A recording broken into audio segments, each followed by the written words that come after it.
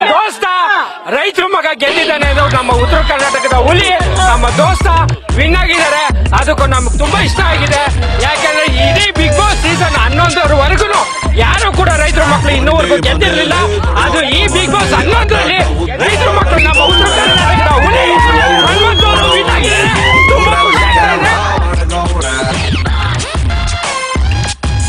ಹೊರಗಡೆಯಿಂದ ಅರಮನೆ ಒಳಗಡೆ ಬಂದರೆ ಸೆರೆಮನೆ 98 ದಿನ ಜೀವಂತಾಗಿದ್ದರೆ ಅವರಿಗೆ ₹50,000.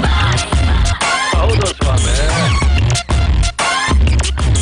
ಪ್ರೀತಿಲಿ ಡೌಟು ದೋಸ್ತಿಲ್ ಫೈಟ್ ಇಂಥದ್ದು ಐತೆ 108. ನೆಮ್ಮದಿ ಅನ್ನೋದು ಹೊಂಟೋದ ಮ್ಯಾಲೆ ಲೈಫ್ಗೆ ಅರ್ಥ ಎಲ್ಲಿ ಉಂಟು.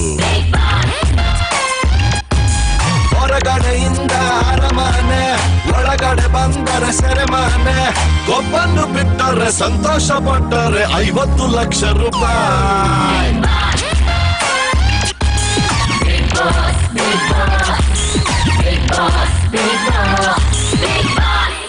ಹೌದು ಸ್ವಾಮಿ.